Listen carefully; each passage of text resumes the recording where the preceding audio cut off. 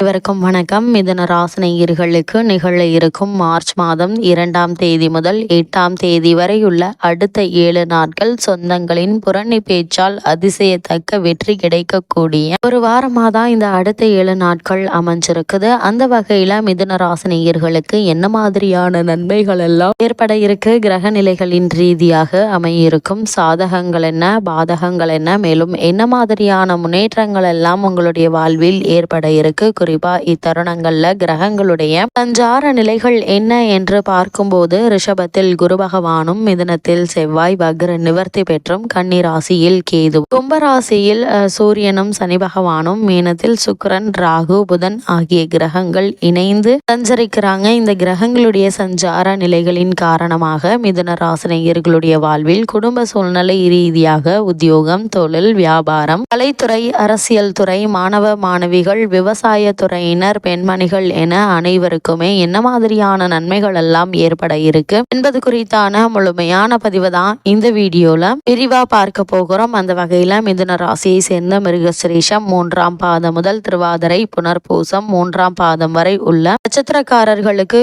மேலும் என்ன மாதிரியான நன்மைகள் எல்லாம் ஏற்பட இருக்கு என்பது குறித்தான முழுமையான பதிவு தான் பார்க்க போகிறோம். அந்த வகையில மிதுன ராசியை சேர்ந்த மிருகசிரீஷம் 3ஆம் பாதம் முதல் திருவாதிரை, புனர்பூசம் 3ஆம் பாதம் வரை உள்ள நட்சத்திரக்காரர்களுக்கு குடும்ப சூழ்நிலை ரீதியாக என்ன மாதிரியான நன்மைகள் எல்லாம் ஏற்பட இருக்கு என்று பார்க்கும்போது, ராசிநாதனான புதன் உங்களுடைய ராசிக்கு 9ஆம் இடத்தில் இருப்பதாலும் 10ல் ராகு இருப்பதாலும் தொழில் அமைப்புகளை விஸ்தரிக்கக்கூடிய ஒரு சிறந்த ஒரு வாரமாக தான் இந்த வாரம் அமைஞ்சிருக்குதுங்க. புதிதாகவும் தொடங்கும் வாய்ப்புகள் உங்களுக்கு உண்டு என்பதை கிரக நிலைகள் தெல்ல தெளிவாக அறிவுறுத்துது. அது மட்டும் இல்லாமல் உங்களுடைய ராசிக்கு 5ஆம் வீட்டுக்குரிய சுக்கிரன் உச்சம் பெறுவதால புண்ணிய பாக்கியம் உண்டு. அதே நேரத்தில் அவர் விரையாதிபதி என்பதையும் கருத்தில் கொண்டால் தேவையற்ற செலவுகளை கட்டுப்படுத்திக்குவீங்க. சிலருக்கு புதிய பணிகள் கிடைக்குங்க. அதே போல் உங்களுடைய ராசிக்கு 6க்குரிய செவ்வாய் ராசியில் வக்ரம் பெற்றிருப்பதால திடீர் முன்னேற்றங்கள் ஏற்படக்கூடிய ஒரு வாரமாக தான் இந்த வாரம் அமைஞ்சிருக்குதுங்க.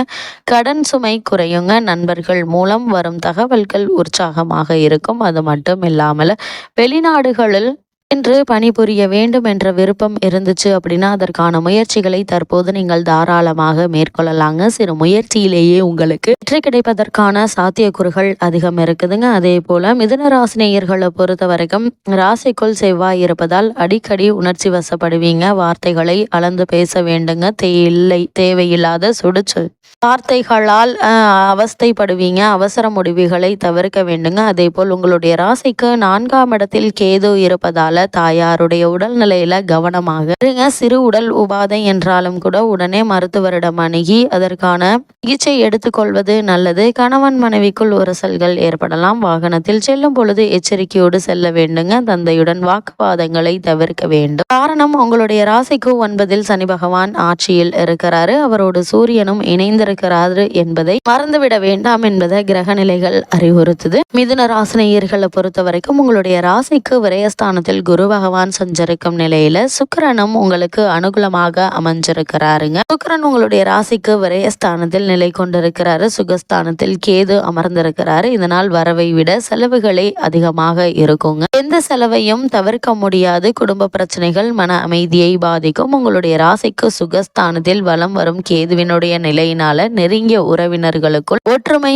அதிகரிக்குங்க. அது மட்டும் இல்லாம கணவன் மனைவியிடையே அன்பும் பரஸ்பர ஒற்றுமையும் அதிகரிக்க இருக்குது. அது மட்டும் இல்லாம உங்களுடைய ராசியில் அதாவது 8ஆம் இடமான அஷ்டமஸ்தானத்தில் சூரியன் சஞ்சரிப்பதால உடலில் உஷ்ண சம்பந்தமான உடல் உபாதைகள் ஏற்படுவதற்கான வாய்ப்புகள் இருக்குதுங்க. சிறு உடல் உபாதை என்றாலும் கூட உடனே மருத்துவரிடம் அணுகி அதற்கான சிகிச்சை எடுத்துக்கொள்வது நல்லது. உங்களுடைய ராசிக்கு ஜீவனஸ்தானத்தில் அமர்ந்துள்ள ராகுவுடன் சுக்கிரன் சேர்வதால் எதிர்பாராத பணவரவு ஏற்படுவதற்கான சாத்தியக்கூறுகள் இருக்கு என்பதை கிரக நிலைகள் மீண்டும் மீண்டும் அறிவுறுத்துதுங்க. அதே போல் மிதுன ராசியை சேர்ந்த உத்தியோகஸ்தர்களுக்கு மேலும் என்ன மாதிரியான நன்மைகள் எல்லாம் உங்களுடைய வாழ்வில் ஏற்பட இருக்கு என்று பார்க்கும்போது, உங்களுடைய ராசிக்கு பாக்கியஸ்தானத்தில் சுக்கிரனும் சனி பகவானும் இணைந்துள்ள தருணத்துல உத்தியோகஸ்தானத்தில் ராகு நிலை கொண்டிருப்பதால இடமாற்றமும் சிறு அளவில் சலுகைகளும் கிடைக்க இருக்குதுங்க. இருந்தாலும் இடமாற்றம் மனதிற்கு திருப்தி அளிக்காது. ஏற்றுக்கொள்வது எதிர்காலத்திற்கு நன்மை செய்யுங்க. அதே போல புதிய வேலைக்கு முயற்சிப்பவர்களுக்கு வெற்றி கிடைக்குங்க. இருப்பினும் விருப்பத்திற்கு மாறான இடத்தில் பணிக்கு சேர வேண்டியிருக்கும். இதன் காரணமாக பல பிரச்சனைகளை சந்திக்க நேரிடுங்க. தற்காலிக பணியாளர்களுடைய நிலை கிடைக்குதுங்க. ஆனா கூடிய விரைவில்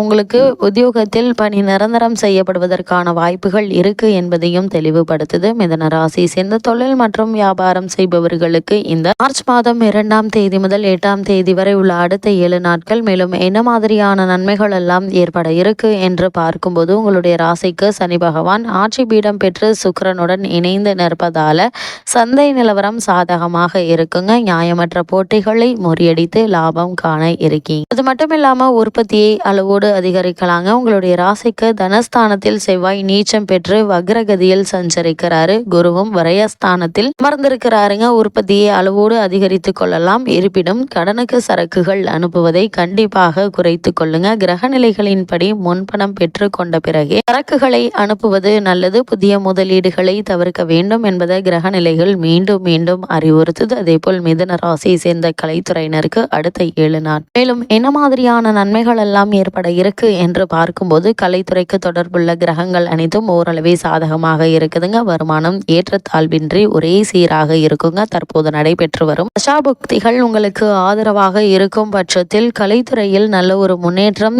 இந்த வாரத்தில் ஏற்பட இருக்கு என்பதை கிரகநிலைகள் தெளிவாக அறிவுறுத்துது. அதே போல் மிதுன ராசியை சேர்ந்த அரசியல் துறையினருக்கு இந்த வாரம் மேலும் என்ன மாதிரியான நன்மைகள் எல்லாம் ஏற்பட இருக்கு என்று பார்க்கும்போது, கட்சியின் உட்பூசல்களில் உங்களுடைய பெயர் அடிபடுங்க. கட்சி தொண்டர்களிடையே செல்வாக்கு அதிகரிக்குங்க. அது மட்டும் இல்லாம தக்க தருணத்துல இக்காலகட்டங்கள்ல சற்று கவனமாகவும் எச்சரிக்கையாகவும் இருப்பது அவசியம் என்பதை கிரகநிலைகள் மீண்டும் மீண்டும் அறிவுறுத்துதுங்க. அத்தகைய சமயங்கள்ல நாம் விதம் நடந்து கொண்டால் அத்தகைய ஆபத்துகளை தவிர்க்க முடியும் என்பதை கிரகநிலைகள் அறிவுறுத்துது. மிதுன ராசியை சேர்ந்த மாணவ மாணவியரை பொறுத்த வரைக்கும் இந்த வாரம் மேலும் என்ன மாதிரியான முன்னேற்றங்கள் எல்லாம் ஏற்பட இருக்கு என்று பார்க்கும்போது, மாணவர்களின் நட்பும் சகவாசமும் கிடைக்குங்க. ஆசிரியர்களே முன் வந்து உதவி செய்வாங்க. போட்டிகள் விளையாட்டு ஆகியவற்றில் வெற்றி பெறுவதற்கு ஆதரவாக அமைஞ்சிருக்குதுங்க கிரகநிலைகள். அதே போல் மிதுன ராசியை சேர்ந்த விவசாயத்துறையினரை பொறுத்த வரைக்கும் உங்களுடைய உழைப்புக்கேற்ற விளைச்சல் கிடைக்குங்க. அடிப்படை வசதிகளுக்கு குறைவு இருக்காது. அஷ்டம ராசியில் சூரியன் தனஸ்தானத்தில் வக்ரகதியில் பூமிக்காரகரம் சஞ்சரிப்பதால அடிக்கடி ஏதாதொரு உபாதைகள் ஏற்படுங்க. அதனால் உங்களுடைய உடல் ஆரோக்கியத்தில் கவனம் செலுத்துவது நல்லது. மிதுன ராசியை சேர்ந்த பெண்மணிகளுக்கு மேலும் என்ன மாதிரியான நன்மைகள் எல்லாம் ஏற்பட இருக்கு என்று பார்க்கும்போது, இந்த வாரம் முழுவதுமே குரு பகவான் விரயத்தில் சஞ்சரிப்பதால் அவரால் அதிக நன்மைகளை எதிர்பார்க்க முடியாதுங்க. குடும்ப பிரச்சனைகளும் மனதை அறிக்குங்க.